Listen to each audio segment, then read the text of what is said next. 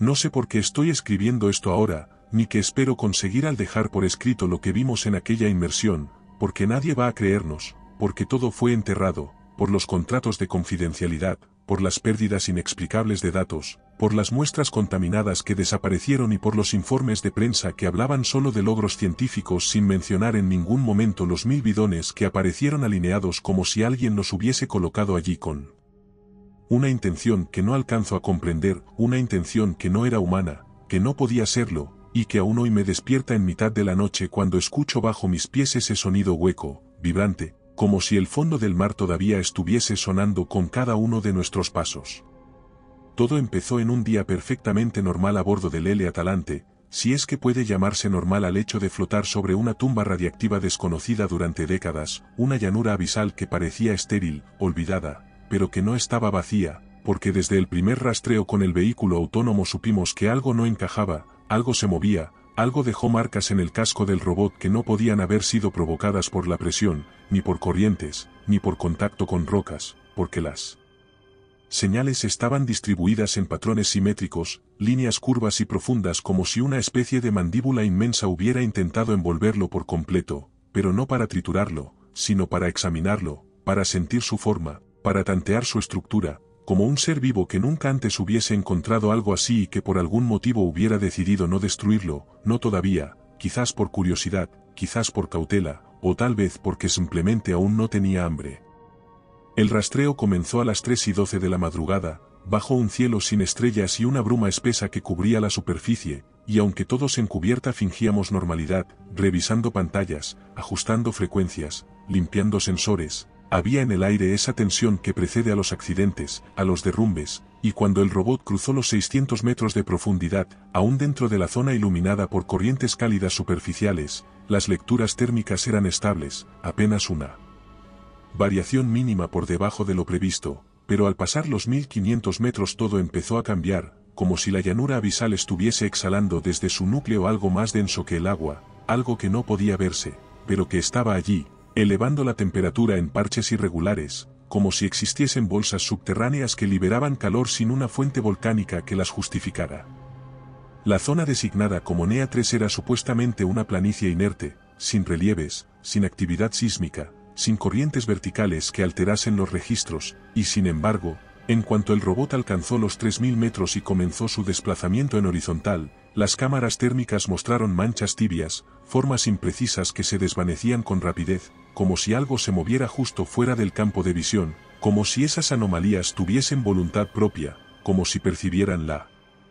presencia del aparato y se replegaran al detectar su luz infrarroja, y fue entonces cuando uno de los científicos propuso pausar el avance y realizar una lectura más lenta, más precisa, porque lo que parecía una simple diferencia de temperatura comenzó a dibujar un patrón, una curva, una especie de media luna que se extendía más de 20 metros sobre el lecho fangoso, una curva que, al ser superpuesta sobre el mapa estructural de la zona, no coincidía con ninguna formación natural conocida, no. Era una zanja, no era una falla, no era una corriente ni una depresión, era otra cosa, algo que parecía haber sido moldeado, excavado, alterado por acción externa, como una huella que aún no terminaba de desaparecer. Avanzamos sobre esa curva con lentitud extrema, y de pronto, en mitad del desplazamiento, el sonar lateral captó un eco doble, un rebote que no era rocoso ni metálico, sino más bien orgánico, irregular, como si el suelo hubiese cambiado de textura, y al enfocar la cámara principal hacia el punto del eco, lo vimos, allí estaba, semienterrado en el barro gris oscuro, con las tapas medio desprendidas y las asas oxidadas apuntando hacia el cielo submarino como si hubiesen sido arrancadas desde dentro, un bidón de acero marcado con inscripciones ya ilegibles, cubierto de una capa gelatinosa que parecía moverse con las corrientes pero que en realidad estaba pegada a la superficie, como si formara parte de ella, como si hubiese crecido sobre el metal durante años, y lo más inquietante era la abertura, una fisura en espiral que partía desde la base del recipiente hacia la tapa, como si algo hubiese presionado desde el interior con fuerza, como si lo contenido dentro hubiese despertado, y calor acumulado hubiese comenzado a salir, no en un estallido violento, sino en un lento proceso de ruptura y empuje, como la germinación de una semilla. Una advertencia parpadeó en los monitores, aumento repentino de temperatura en la base del robot, un incremento de 3 grados en menos de un minuto, sin fuente visible, sin explicación inmediata, como si el suelo mismo comenzara a calentarse bajo sus ruedas, como si algo se desplazara justo debajo, y aunque la señal volvió a estabilizarse al alejarse, el operador decidió traer el vehículo a superficie antes de completar la cuadrícula, algo que no era habitual, algo que rompía con el protocolo. Pero nadie lo cuestionó, porque todos habíamos sentido lo mismo, todos vimos como una grieta sin relieve parecía abrirse y cerrarse muy lentamente al paso del robot. El siguiente descenso se inició con normalidad, como si los fantasmas de la anterior inmersión hubieran quedado atrapados en el barro, como si las dudas y las señales ambiguas pudieran ser borradas con una nueva ruta de escaneo, con un mapa de coordenadas diferentes y una supervisión más precisa, más meticulosa, más segura, porque todos queríamos pensar que lo ocurrido había sido un error de lectura, una coincidencia técnica, una distorsión de los sensores producida por alguna alteración electromagnética menor. Y cuando el robot atravesó los 2800 metros sin inconvenientes, sin pérdida de señal, sin alertas, empezamos a respirar con alivio. El momento exacto en que perdimos la señal quedó grabado en todos los sistemas como un corte limpio, sin interferencias previas, sin fluctuaciones, sin picos de voltaje ni alteraciones térmicas, simplemente un apagón súbito, como si alguien hubiese cortado los cables, y durante los primeros segundos nadie dijo nada, porque las desconexiones pueden ocurrir, los equipos están sometidos a presiones inmensas, la salinidad, la profundidad y la temperatura extrema juegan en contra de todo lo mecánico. Pero a los 5 minutos de silencio comenzó el murmullo, a los 10 minutos las órdenes se hicieron más tensas, y a los 15 minutos ya nadie miraba sus pantallas, sino los rostros de los demás, buscando en sus ojos alguna explicación, alguna certeza de que esto ya había pasado antes, de que había protocolo para estas situaciones. Pero no lo había, y cuando cruzamos el umbral de los 18 minutos de oscuridad total, el comandante de inmersión, un tipo curtido, de voz grave y manos firmes, giró hacia mí y dijo con una calma forzada: prepárate, vamos a intentar traerlo de vuelta, pero no esperes que esté entero. Cuando por fin el sistema secundario logró reactivar la señal de recuperación, el robot emergió con lentitud, impulsado por su propio sistema de ascenso de emergencia, y al aparecer en la superficie, el mar a su alrededor parecía más espeso, más inmóvil, y al izarlo sobre la cubierta, las primeras gotas que cayeron sobre el metal tenían un olor extraño, no era solo sal, ni oxidación, era otra cosa, un aroma orgánico, dulzón, metálico y denso, y cuando los focos iluminaron la carcasa, vimos que las placas externas estaban deformadas, aplastadas en un patrón cóncavo, como si algo hubiese presionado con una fuerza descomunal, una fuerza capaz de hundir el titanio reforzado sin partirlo, solo doblarlo, moldearlo, como si la intención no fuera destruirlo, sino inmovilizarlo, sujetarlo, contenerlo. En el lateral izquierdo, donde habitualmente se encuentra el sistema de navegación, había una serie de líneas paralelas, finas, regulares, perfectamente espaciadas, que no coincidían con ninguna marca conocida por impacto con roca o estructura artificial, sino que parecían trazadas por algún tipo de apéndice, algo que rasgó la superficie con una presión constante, sin intención de abrir, sino de explorar, de palpar, y más abajo, en la base del módulo, justo donde se ubican los estabilizadores. Una de las cámaras estaba completamente inutilizada, cubierta por una sustancia opaca, una especie de mucosa endurecida. Al recuperar parcialmente el registro de los últimos minutos antes de la pérdida de señal, obtuvimos apenas 3 fotogramas útiles, desordenados, fragmentarios, oscuros, pero en el tercero se alcanzaba a distinguir una sombra inmensa cruzando por detrás del robot, una silueta curva, sin rasgos definidos, rodeada de pequeñas burbujas ascendentes y líneas térmicas anómalas, y aunque la imagen fue descartada oficialmente como interferencia por desplazamiento rápido, todos sabíamos que no lo era. Que eso que cruzó por detrás del robot no fue un efecto óptico, ni una corriente repentina, sino una forma viva, móvil, consciente, que se acercó, examinó, y presionó el metal con curiosidad. Los datos recogidos estaban fragmentados, en bloques incoherentes de temperatura, presión y espectrometría que a simple vista no revelaban nada más que ruido técnico, como si el sistema hubiese sufrido algún tipo de sobresaturación o error interno tras la pérdida de contacto. Pero una vez reorganizados en la consola del laboratorio, una vez que el ingeniero de análisis aplicó los filtros de corrección y ordenó las capas temporales por profundidad, lo que emergió no fue una simple anomalía puntual, no fue un pico de calor pasajero o un fallo de lectura provocado por un cable suelto o una derivación electromagnética, sino una traza sostenida, persistente, definida con claridad en el lecho de la llanura NEA 3.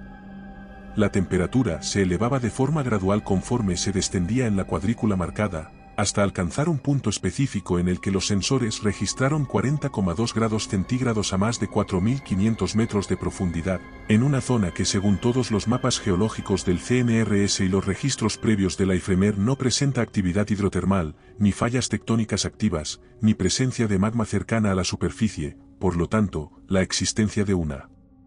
fuente de calor de esa magnitud era, simplemente, imposible desde el punto de vista físico, y sin embargo ahí estaba, delineada en rojo oscuro sobre el fondo cartográfico, serpenteando bajo la superficie. Al sobreponer el espectro de temperatura con los datos sísmicos de una pequeña vibración, descubrimos algo que nadie supo explicar: la frecuencia de esas vibraciones seguía un patrón repetitivo, orgánico, similar al de un pulso cardíaco.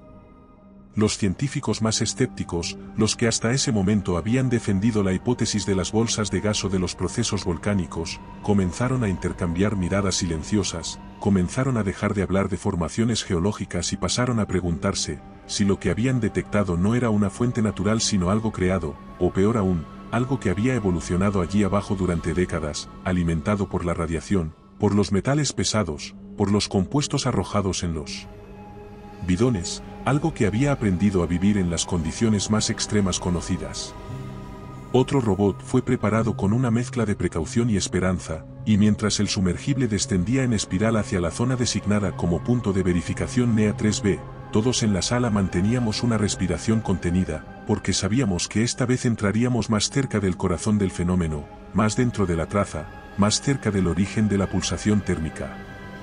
A medida que el vehículo se aproximaba al fondo, los sensores de partículas comenzaron a registrar una densidad inusual en suspensión. No se trataba de sedimentos normales ni de arcilla oceánica removida por corrientes, sino de una sustancia más densa, casi gelatinosa, con propiedades de absorción térmica que distorsionaban las lecturas de corto alcance, lo cual obligó a activar los sistemas de limpieza de lente y a modificar el rango espectral de la cámara infrarroja, pero ni siquiera eso bastó para despejar por completo la opacidad que envolvía el entorno, una neblina submarina que parecía generada por el mismo lecho. Y entonces, al descender por debajo de los 4.600 metros, justo en el borde de una pequeña depresión natural del terreno, el robot giró su eje principal hacia el suroeste y lo vimos, todos lo vimos a la vez, emergiendo de la bruma fangosa con una nitidez que nos dejó clavados frente a las pantallas, una extensión irregular de terreno cubierta por lo que a primera vista parecía una hilera de bidones, pero que al enfocar mejor reveló algo más, algo peor, porque los recipientes no estaban alineados por corrientes ni depositados al azar, sino dispuestos en una especie de media luna, con algunos semienterrados, otros apoyados sobre formaciones viscosas, y todos ellos compartiendo el mismo patrón de daño. Grietas ascendentes desde la base, desgastes radiales en las tapas, marcas de presión desde dentro hacia afuera, como si hubiesen contenido algo que luchó por escapar, o que simplemente ya no cabía. La cámara del robot descendió en picado hacia una sección en particular donde el barro era más oscuro, casi negro, con una tonalidad aceitada que reflejaba la luz artificial con un brillo enfermizo, y allí, pegado al lodo como una costra mineral o un tumor geológico, apareció lo que a simple vista parecía una roca más, pero que al girar el ángulo de visión reveló una textura orgánica, porosa, plagada de hendiduras simétricas, como las branquias atrofiadas de un pez fallecido hace siglos, o como los alveolos de un órgano que alguna vez respiró y ahora se calcificaba lentamente sobre el suelo abisal, extendiéndose como una colonia. Uno de los biólogos del equipo murmuró algo en francés, en voz baja, una mezcla de fascinación y pavor que hizo que todos giráramos hacia él, pero no lo repitió, simplemente anotó algo en su libreta y se alejó de los monitores como si ya hubiese visto suficiente y necesitara procesarlo. La zona seguía generando un pulso térmico, y en ese momento, mientras todos observábamos la pantalla, mientras la cámara del robot se acercaba lentamente a uno de los bidones partidos por la mitad, se produjo un movimiento, un desplazamiento lento, casi imperceptible, en el lodo más denso, como si algo debajo hubiese cambiado de posición, alterando la tensión del terreno, y durante unos segundos eternos nadie dijo nada, porque lo que el robot estaba observando no era un ecosistema, ni una acumulación de residuos, ni una aberración bacteriana, sino el nido de algo mayor, de algo más profundo.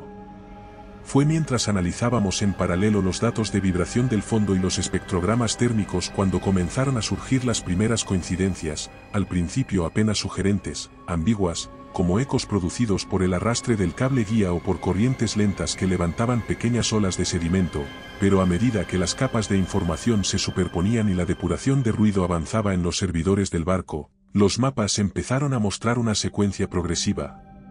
continua y anómala de desplazamientos, una secuencia que no respondía al ritmo de las mareas abisales ni al patrón de retorno del propio vehículo, sino a una forma completamente distinta de movimiento, más densa, más arrastrada, más deliberada, como si una masa extensa y blanda se deslizara bajo la superficie del lodo con una cadencia extraña, casi mecánica, pero sin serlo, como si una criatura estuviese empujando su cuerpo a través de túneles, desfigurando mínimamente el terreno al paso de sus segmentos, como una lombriz de dimensiones monstruosas. La señal no era fuerte, no provocaba alarmas por sí sola, no activaba ningún protocolo de emergencia en el software principal, pero el patrón era demasiado constante, demasiado organizado, y eso fue lo que hizo que uno de los técnicos, un joven oceanógrafo alemán con experiencia en reconocimiento de formaciones inestables, se inclinara sobre la consola y trazara con el dedo una línea, una simple línea que conectaba los puntos de mayor densidad, y que terminaba, de forma inquietantemente precisa, justo en la base del cable guía del robot, y al mirar la traza térmica sobre el mapa, todos vimos cómo el calor del fondo se deformaba en esa dirección, extendiéndose como una lengua subterránea.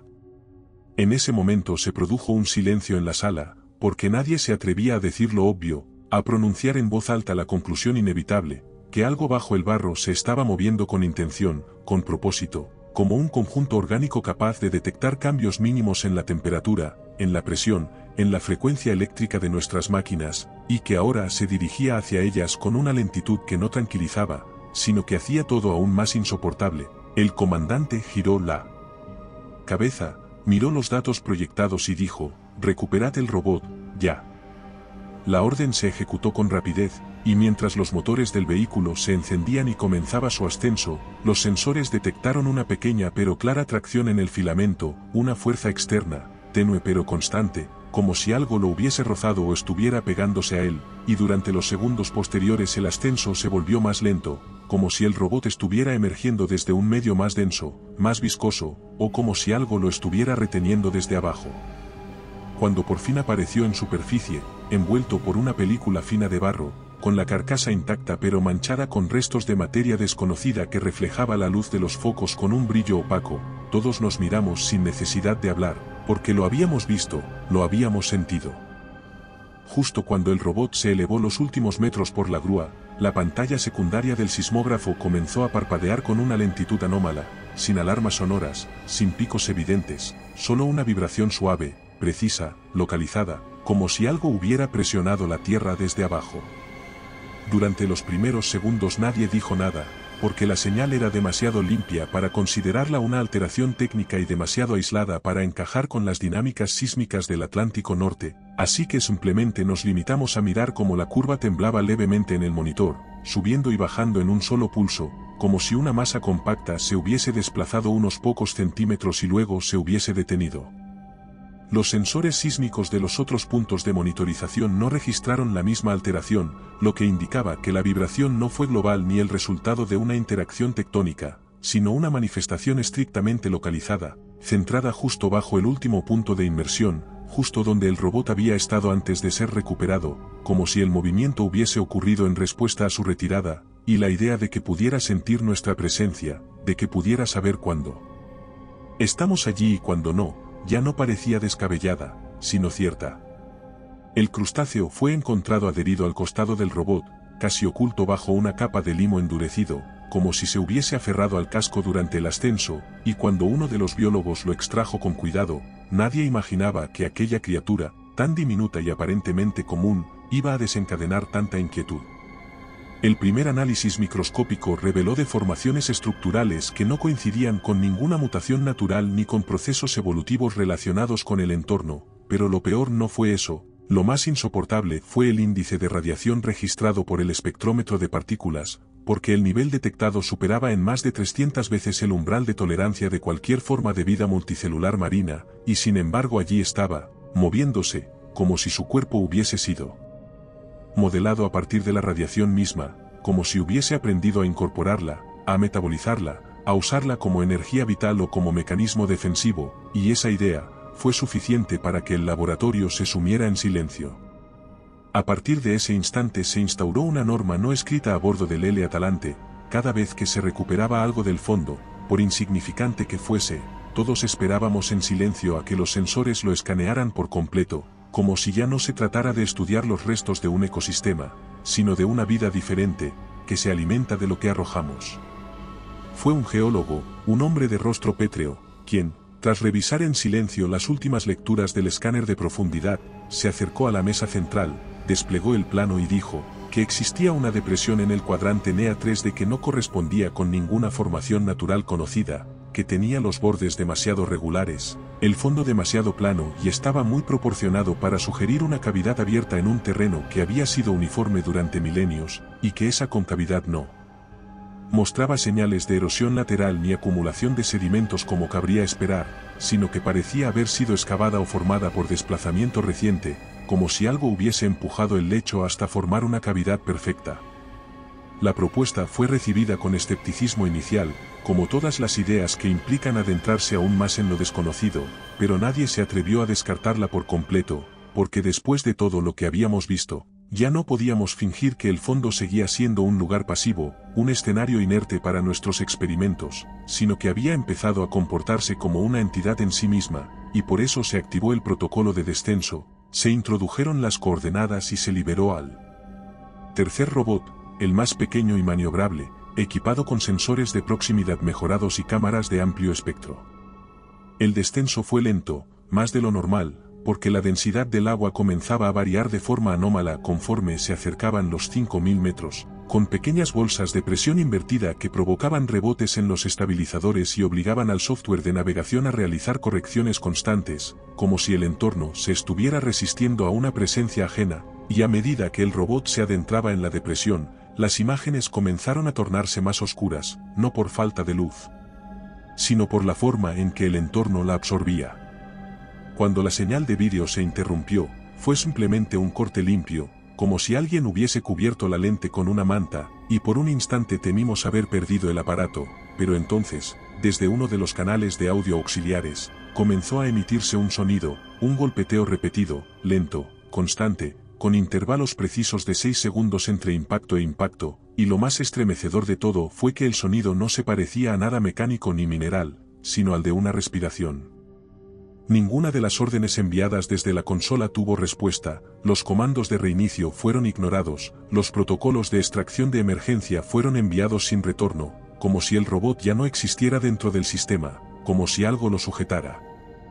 Cuando por fin logramos recuperar el robot, casi 9 horas después de su último contacto, ya nadie esperaba encontrarlo. La mayoría asumía que habría sido arrastrado por alguna corriente o que se habría incrustado en el fondo blando de la depresión y se quedaría allí, pero lo que subió a cubierta fue un objeto cubierto de restos que parecían formar parte de otra cosa, como si el vehículo hubiese sido parcialmente ingerido y luego expulsado por una criatura que no terminó de entender qué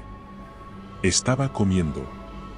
Las bisagras del compartimento lateral estaban selladas por esa sustancia semitransparente, gelatinosa, y cuando por fin logramos abrir el panel y accedimos al interior de la carcasa, lo que encontramos fue una masa blanda, translúcida, adherida al chasis como una capa viva, aún húmeda, que parecía latir levemente, una carne sin estructura ósea, sin simetría visible, sin órganos identificables, que sin embargo mostraba líneas vasculares, redes de conductos tan finos como cabellos, pulsando con un ritmo errático, como si hubiese estado conectada a algo mucho mayor y se hubiese desgarrado para quedarse allí, atrapada, como un resto, como un residuo biológico. Los análisis preliminares descartaron de inmediato cualquier forma de vida abisal conocida, no tenía trazas de ADN que pudiéramos secuenciar con los marcadores estándar, como si su composición genética fuese demasiado antigua o demasiado nueva. Una de las investigadoras propuso que lo que teníamos frente a nosotros no era un fragmento separado de un ser completo, sino parte del propio proceso de digestión de esa criatura, como si en lugar de un estómago tuviera superficies externas capaces de absorber nutrientes a través del contacto directo, envolviendo los objetos, probándolos, disolviendo lo útil y desechando lo innecesario, como si nuestro robot hubiese sido examinado como un posible alimento, introducido en alguna cavidad o pliegue y luego rechazado cuando su composición fue considerada no asimilable, o simplemente ajena, y que esa carne adherida al interior era una extensión residual de esa criatura, un fragmento de epidermis digestiva que se desprendió durante el contacto y quedó atrapada.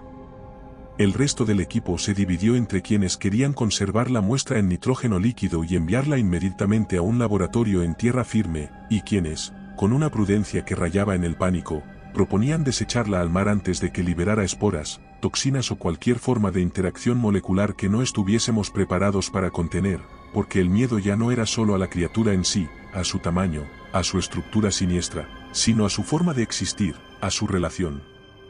con el entorno, a su capacidad de adaptación, a esa manera en que parecía digerir la tecnología como si fuese carne, como si no hiciera distinción entre lo orgánico y lo artificial, como si todo lo que descendía al fondo del Atlántico, tarde o temprano, se convirtiera en parte de su cuerpo. La primera noche después del hallazgo de la carne translúcida nadie se atrevió a decir que tenía miedo, nadie admitió que estaba evitando quedarse solo en los pasillos del buque, ni que miraba con desconfianza los monitores apagados como si esperara ver en ellos algo que no debía proyectarse, porque el miedo se mueve en silencio, se disfraza de cansancio, de exceso de trabajo, de necesidad de revisar los datos por enésima vez, y esa noche, como todas las que vendrían después, cada uno de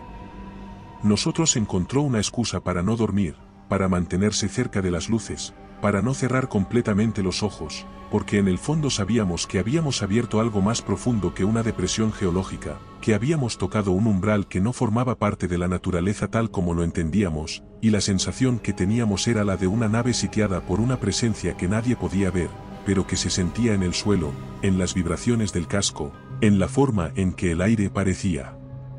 más denso después del atardecer.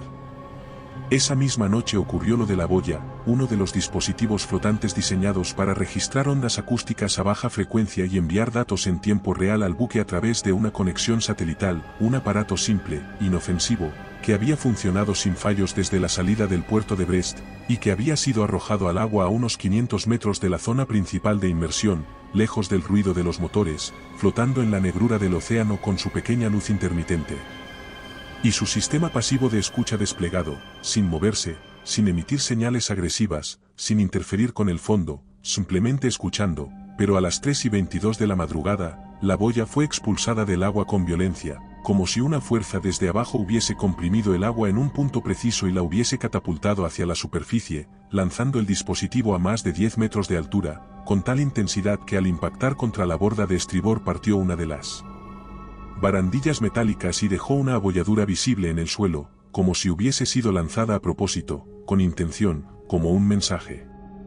El ruido despertó a todo el buque, corrimos desde los camarotes al punto del impacto como si esperáramos encontrar una colisión, un abordaje, un estallido, pero solo vimos la boya inerte, reventada por dentro, con su carcasa rota y sus circuitos expuestos, humeando levemente como si hubiera sufrido una sobrecarga desde dentro, y durante los minutos siguientes nadie habló, todos observamos la grieta en la barandilla y luego el hueco negro del mar, ese abismo mudo que se extendía más allá del foco más potente, donde la superficie ya no reflejaba la luna sino que parecía absorberla, como si el agua hubiera cambiado de densidad, como si no fuera agua sino otra cosa, una sustancia espesa y viva que en cualquier momento podía devolvernos otra pieza rota, y todos lo sabíamos aunque no lo dijéramos, algo allá abajo había reaccionado, había sentido el dispositivo y había decidido devolverlo de la única manera que conocía, con fuerza, con ira, con una señal clara de que su territorio había sido invadido.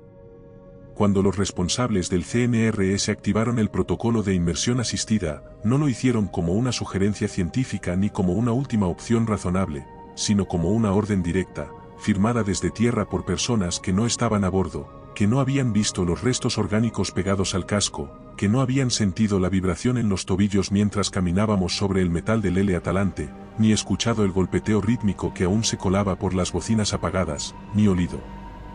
el interior del robot abierto, ese olor a ácido y sal, a carne cocida y a óxido, y aunque todos sabíamos que era una locura, que bajar era forzar un contacto que hasta ese momento había sido unilateral, que significaba romper la delgada línea entre la ignorancia que nos protegía de la certeza, nadie protestó, Porque lo único más peligroso que desafiar a lo que vive bajo el océano es desafiar a quienes creen que pueden controlarlo desde una oficina iluminada con fluorescentes. Me asignaron el descenso junto a Kevin Morel, un ingeniero de sistemas francés que había pasado sus primeros años de carrera calibrando módulos de perforación para plataformas petrolíferas y que ahora, después de 3 expediciones oceanográficas con éxito, se había ganado la reputación de ser frío y eficaz, pero esa mañana, cuando nos ayudamos mutuamente a abrocharnos los arneses del módulo biplaza y repasamos el checklist de presurización, su voz era distinta, hablaba más rápido de lo habitual, y su mano izquierda temblaba levemente cada vez que giraba un dial. El vehículo descendió en silencio, sin sacudidas, sin interferencias, como si el océano entero se hubiese preparado para recibirnos, y mientras los metros caían en la consola de presión, mientras el agua se volvía más densa, más oscura, más indiferente a nuestra la luz, empecé a notar una pulsación que no venía de los instrumentos ni del interior del módulo, sino del entorno, como si la presión se expandiera y se contrajera en intervalos casi regulares, como si el agua misma respirara, y al mirar por el visor frontal, no vi nada al principio, solo negrura absoluta, pero luego, al cruzar los 5.500 metros, empecé a distinguir formas que no eran del todo naturales, que no encajaban con los patrones del lecho abisal que conocíamos, no eran dunas de limo ni crestas de roca, sino elevaciones simétricas, costras acumuladas en patrones circulares, como placas superpuestas de una piel que se endurecía con los siglos, como callos formados por fricción, por presión ejercida. Desde dentro hacia afuera. Cuando al fin tocamos fondo, no hubo impacto seco ni sacudida, sino una sensación blanda, esponjosa, como si hubiésemos aterrizado sobre un colchón, y al activar los faros laterales del módulo, la imagen que se desplegó ante nosotros quedó grabada en mi memoria con precisión, porque el fondo no era un lecho de fango, ni un campo de escombros metálicos, ni siquiera una plataforma geológica erosionada, era una superficie orgánica, viva, cubierta de lo que solo puedo describir como placas de exudación endurecida, con grietas respiratorias que se abrían y se cerraban lentamente, expulsando burbujas espesas que ascendían con torpeza y estallaban contra el cristal de la cabina, dejando manchas oleosas que no desaparecían, que se pegaban como grasa. Kevin no dijo nada durante los primeros minutos, solo revisaba los instrumentos sin convicción, como si supiera que ya no tenían sentido, que medir la temperatura o el nivel de radiación en ese lugar era como intentar diagnosticar a un dios enfermo con un termómetro doméstico, y yo me limité a observar, a dejar que la vista se adaptara al espectáculo que se desplegaba más allá del cristal, una llanura viva que parecía estirarse hasta donde la luz ya no podía alcanzar, punteada por pequeñas formaciones que parecían estructuras óseas, no huesos aislados, sino columnas completas, restos fósiles, vértebras gigantescas que emergían como ramas secas de un suelo que aún palpitaba, como si toda aquella extensión fuese la piel de algo inmenso que duerme a profundidad. No hubo un rugido ni un estruendo, no temblaron las paredes del módulo ni se rompió la estructura bajo nuestros pies, no hubo nada amenazante, lo que ocurrió fue más silencioso, más invasivo, más inquietante que cualquier catástrofe imaginable. Empezó con una vibración suave en los mandos, una especie de zumbido que se filtró por el chasis sin alterar los instrumentos, pero sentimos como un estremecimiento interno. Las luces comenzaron a fallar, no de golpe, no de forma abrupta, sino en pulsos lentos y descendentes, como si algo más estuviese controlando la energía, absorbiéndola, y mientras el ingeniero trataba de reiniciar los sistemas sin éxito, la pantalla principal empezó a llenarse de estática y luego de negro, como si algo hubiese cubierto el visor desde fuera, algo inmenso. Y entonces, apareció, como una masa en expansión, como una aglomeración pulsante de formas que no deberían convivir en un solo ser, órganos independientes unidos por membranas translúcidas, segmentos de carne que latían a destiempo, como si cada parte tuviera su propio ritmo vital y sin embargo obedecieran a un pulso central, una estructura que se extendía en todas direcciones como si el fondo abisal fuese su hogar pero también formara parte de ella, y alrededor de esa masa siniestra flotaban placas óseas con bordes desgastados, redondeados por la presión, dispuestas en patrones circulares como anillos que giraban lentamente sin tocarse, como los restos calcificados de otras criaturas absorbidas, digeridas y convertidas en defensa, como si su esqueleto no estuviera dentro sino orbitando alrededor de su cuerpo, como una armadura que se ajustaba con cada contracción muscular. No tenía ojos, ni ranuras, ni orificios que indicaran percepción visual, pero sabíamos que nos veía, lo sentíamos en la piel, en la médula, en el modo en que su masa se movía sutilmente cuando nos girábamos, como si detectara el cambio en nuestra frecuencia cardíaca antes de que nosotros mismos lo notáramos, y entonces vinieron los impulsos, primero como chasquidos lejanos, luego como estallidos eléctricos que recorrieron el agua sin sonido pero con efectos inmediatos, apagando los sistemas uno por uno, bloqueando los motores, inutilizando los mandos, anulando cualquier intento de comunicación con la superficie. Las paredes del módulo comenzaron a vibrar con una frecuencia constante, como si estuviésemos siendo rodeados por campos de energía que no respondían a las leyes electromagnéticas convencionales, no eran picos de voltaje ni sobrecargas, eran impulsos diseñados para interferir con cualquier intento de ver, grabar, registrar, como si esa criatura hubiese aprendido, a través de décadas de contacto con nuestros residuos tecnológicos, cómo neutralizar nuestros ojos artificiales, cómo bloquear nuestros intentos de llevar su imagen a la superficie, y eso era quizás lo más estremecedor, no su tamaño, no su forma grotesca, no la repulsión visceral que provocaba su presencia, sino su inteligencia, su capacidad de reacción. Kevin intentó hablar, pero su voz se perdió en una interferencia auditiva dentro de nuestras cabezas, como si el campo eléctrico hubiese comenzado a afectar los impulsos neuronales más básicos, como si estuviéramos siendo alterados desde dentro. Y en medio de ese caos, rodeado por membranas que respiraban como pulmones externos, entendí que aquello no era una criatura en el sentido estricto, sino un entorno vivo, un cuerpo expandido que usaba la radiactividad no como veneno sino como energía, como una fuente de información y crecimiento, y que nuestro descenso no había sido una incursión, sino una invitación, una entrada autorizada a su sistema interno, como si el fondo del Atlántico fuese su piel, los bidones sus nutrientes, y nosotros, los únicos organismos complejos que aún respiraban oxígeno, la siguiente parte de su evolución. No hubo gritos, no hubo alertas sonoras, solo una pausa breve en el parpadeo de las luces internas del módulo, un parpadeo que duró apenas un segundo, pero que coincidió exactamente con el momento en que el ingeniero, que hasta entonces había permanecido rígido, con los ojos fijos en el visor, las manos sobre los mandos y la respiración contenida, comenzó a ser arrastrado hacia la parte trasera del habitáculo por algo que no entró como un golpe ni como una irrupción violenta, sino de manera sigilosa, húmeda y persistente que se deslizó entre las rendijas inferiores del módulo, como si hubiese estado explorando nuestras debilidades estructurales durante horas y que, de pronto, decidiera introducirse con absoluta precisión y sin esfuerzo, como si el vehículo hubiese sido diseñado desde el inicio para permitir su entrada. La sustancia que lo rodeó no era exactamente líquida ni sólida, no era comparable con tentáculos ni con apéndices musculares, era algo intermedio, una membrana fibrosa, semitransparente, con textura de mucosa endurecida, plagada de filamentos que se adherían como ventosas pero que no succionaban, simplemente se fijaban, se extendían y se contraían con una cadencia irregular, y cuando lo envolvió por completo desde los tobillos hasta la base del cuello, cuando lo levantó apenas unos centímetros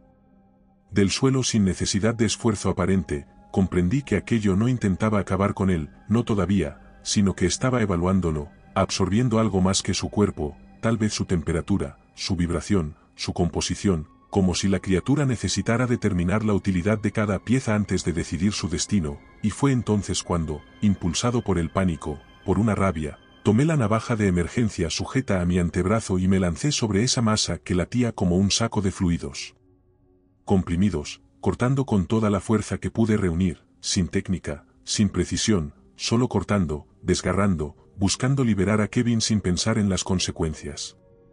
Lo que ocurrió después no fue una reacción de defensa, no fue un reflejo instintivo de retirada como el de un animal salvaje, fue una contracción brusca y profunda de toda la superficie que nos rodeaba, como si el corte hubiese herido no a un apéndice, no a una extremidad, sino al cuerpo principal de la criatura, al sistema nervioso que recorría esa caverna biológica en la que nos encontrábamos, y la reacción fue inmediata, violenta, pero no vengativa, fue un espasmo de dolor, de sorpresa, y la masa se replegó con velocidad, llevándoselo al ingeniero con ella hacia la parte inferior del módulo, arrastrándolo. El agua comenzó a entrar por las juntas de la compuerta inferior, y al contacto con el interior del módulo cambió de color, primero fue marrón oscuro, espeso, con partículas suspendidas que parecían fragmentos de tejido descompuesto, y luego, cuando la criatura se replegó por completo, cuando dejó de tocar los mandos, los vidrios, el suelo y el aire, el líquido se tornó rojo, no un rojo brillante, sino un rojo denso, cargado de sombras. Kevin apareció flotando a la izquierda del visor, suspendido en el agua que se había filtrado parcialmente dentro del módulo, envuelto en restos de la membrana que lo había atrapado, con los ojos abiertos pero vacíos, sin señales de seguir con vida, y aunque quise alcanzarlo, aunque grité le llamé una y otra vez, su cuerpo se alejaba lentamente.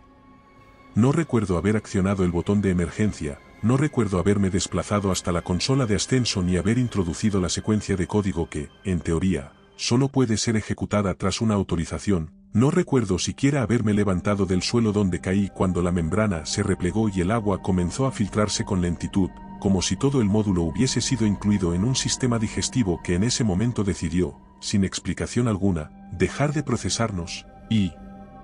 simplemente se retiró, como si yo, que hasta entonces me había sentido parte del menú, hubiese sido descartado, por una razón que no entendía.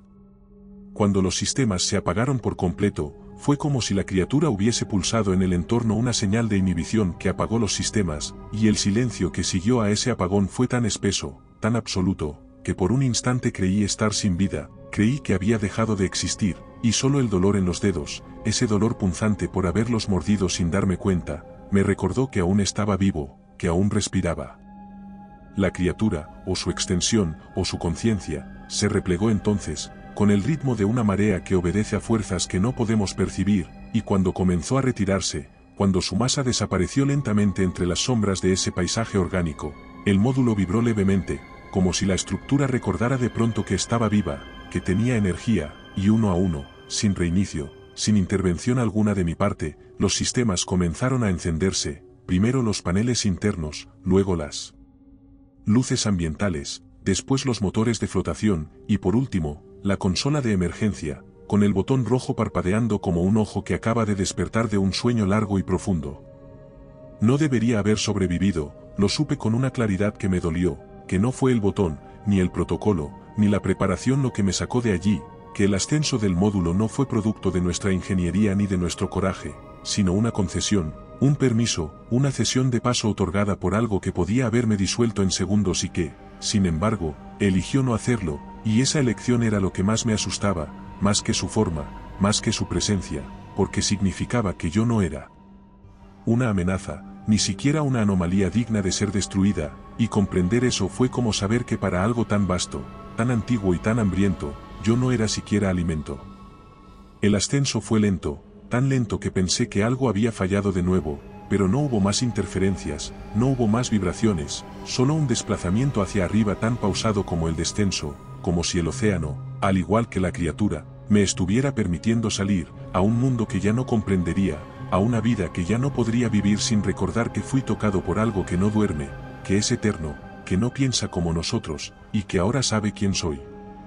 El silencio de la superficie pesa más que el del fondo. Los primeros oficiales del CNRS nos subieron a bordo en helicóptero, apenas unas horas después de mi evacuación, nos miraron con esos ojos opacos que solo tienen quienes ya han leído los informes y han decidido enterrarlos, como si ya supieran lo que ocurrió, pero no les interesara confirmarlo, solo asegurarse de que nosotros jamás lo contáramos. La zona fue sellada con una rapidez que no se corresponde con los protocolos habituales, el rastreo fue cancelado antes de que siquiera pudiéramos archivar los registros de profundidad, los robots fueron embalados bajo supervisión externa y transportados sin revisión a un almacén de Ifremer del que, según supimos más tarde, nunca volvieron a salir, los registros térmicos, los espectros electromagnéticos, las secuencias de ADN anómalas, todo lo que habíamos recopilado durante semanas de inmersiones fue copiado una sola vez por un técnico y luego borrado de los servidores.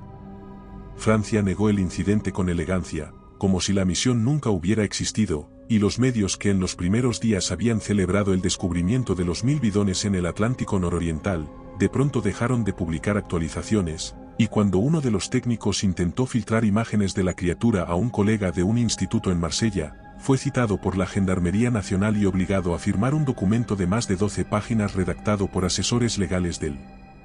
Ministerio de Defensa, un documento que, supimos luego, todos debíamos firmar si queríamos conservar nuestras credenciales, nuestros contratos, nuestra capacidad de seguir trabajando en cualquier rama vinculada a investigación marina o sistemas autónomos. La disolución del equipo fue repentina, y los correos que intentamos enviarnos al volver a casa, desde direcciones cifradas y canales seguros, nunca llegaron, nunca fueron abiertos, como si alguien hubiese decidido que nuestra comunicación debía terminar, que nuestro vínculo debía disolverse, y así fue como cada uno de nosotros volvió al mundo real con una historia que no podía contar, con una verdad que no podía demostrarse, con una imagen siniestra que ya no estaba en los archivos pero que seguía en nuestra retina. Yo firmé también, firmé sin resistencia, no por miedo a las consecuencias, sino porque entendí, que no servía de nada oponerse, que nadie me creería. Las marcas aparecieron la segunda semana, primero como una ligera decoloración en el antebrazo izquierdo, unas líneas pálidas que no dolían ni picaban, pero que seguían un patrón demasiado regular para ser casual, como si algo bajo la epidermis estuviese organizándose lentamente, y durante los primeros días me limité a observarlas con una mezcla de curiosidad y miedo. La noche que descubrí que brillaban fue una de esas madrugadas en las que el sueño me abandona con una violencia que ya no me sorprende, y al mirarme el brazo, lo vi con nitidez, los mismos patrones que había notado en la piel, ahora brillaban con intensidad, pulsando en silencio. Desde entonces los sueños han cambiado, ahora lo que sueño es un sonido, un único sonido profundo y continuo, un latido, no como el de un corazón humano, sino como el eco de una respiración inmensa bajo toneladas de agua y siglos de silencio, y siempre despierto en el mismo punto, con las manos temblando, con la nuca húmeda de sudor, con la certeza absoluta de que ese latido no es parte del sueño. He intentado escribirlo muchas veces, de formas distintas, como informe, como relato, como carta sin remitente, como confesión anónima, pero siempre me detenía al llegar a las mismas frases, a las que no se pueden decir en voz alta sin que el mundo que conocemos se rompa un poco, porque implica aceptar que durante décadas, mientras nosotros arrojábamos esos bidones al fondo del océano con la arrogancia de quienes creen que ellos están por encima de la naturaleza, algo allá abajo no solo los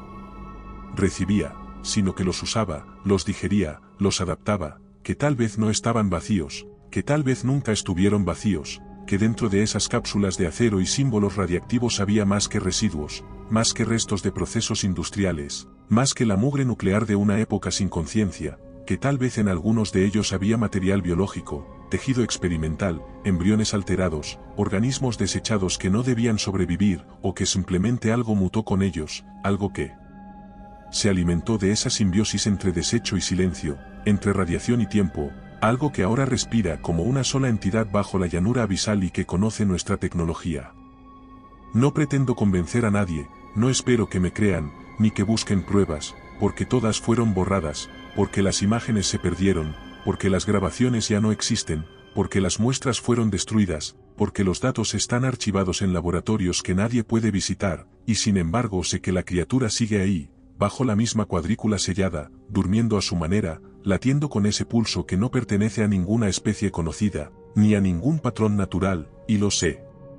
Porque a veces, cuando despierto en mitad de la noche, con la habitación en silencio y la piel ardiéndome bajo las sábanas como si aún estuviera sumergido a 6000 metros, siento que algo en mí reacciona a una señal lejana, a un eco que no viene del mundo sino de una profundidad que no se mide en metros, sino en memoria, en sustancia compartida, como si una parte de mí hubiese sido absorbida y luego devuelta a la superficie con una función que aún no comprendo, pero que me obliga a recordar,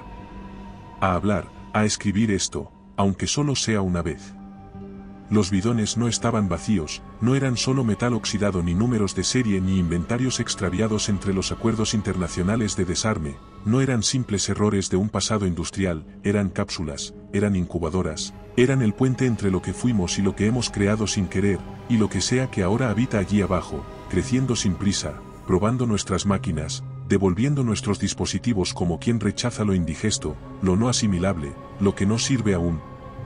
Ese ente está aprendiendo a comprendernos, y lo más estremecedor no es que quiera destruirnos, sino que no tenga necesidad de hacerlo, que simplemente siga creciendo mientras nosotros decidimos olvidar, seguir arrojando todo aquello que queremos esconder.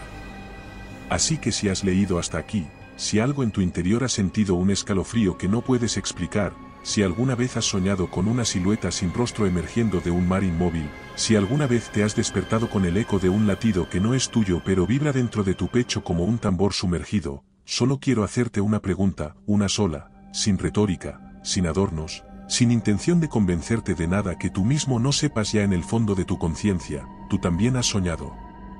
con el pulso del océano?